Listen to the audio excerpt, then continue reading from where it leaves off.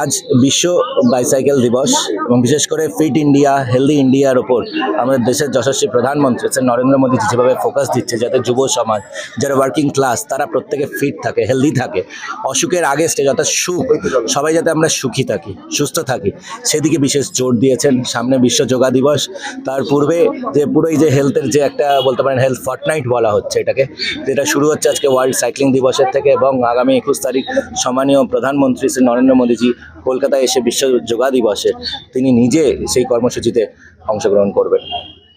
দেখুন, এই প্রোগ্রামে অনেক কাউন্সিলররা উপস্থিত হয়েছেন বিভিন্ন জায়গায়। দেখুন, এই ফিট ইন্ডিয়া মুভমেন্টে দেশের 140 কোটি দেশবাসীর জন্য এটা, ভারতবর্ষের মধ্যে পশ্চিমবঙ্গে আজকে 10 কোটি জনগণের জন্য ফিট ইন্ডিয়া মুভমেন্ট। এখানে কলকাতা মিউনিসিপ্যাল কমিশনের কর্পোরেশনের সম্মানীয় কমিশনার স্মিতা পান্ডে ম্যাডাম আছেন, এখানে আমাদের বেহালা পূর্বের সম্মানীয় বিধায়ক শ্রী শঙ্কর শিকদার মহাশয় আছেন, সহ বিভিন্ন নাগরিকরা আছেন, বিভিন্ন কেউ হয়তো চিকিৎসক, কেউ হয়তো বিভিন্ন কেউ শিক্ষক আছেন, এখানে দেখলাম কেউ এখানে ছোট শিল্প কুটির শিল্পে কাজ করেন, সেরকম সবাই আছে, বিভিন্ন ডাইমেনশনে যারা কাজ করেন তারা প্রত্যেকেই আছেন। এবং এখানে আমরা আহ্বানও জানাচ্ছি যে সকল সমাজের সকল শ্রেণীর মানুষ এসে এই ফিট ইন্ডিয়া মুভমেন্টের মধ্যে যুক্ত হন।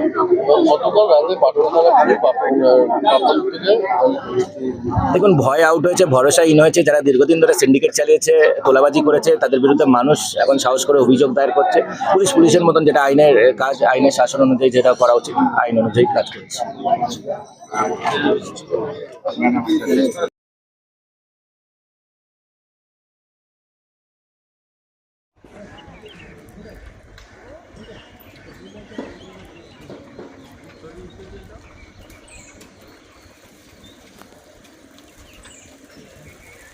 হ্যাঁ, এবারে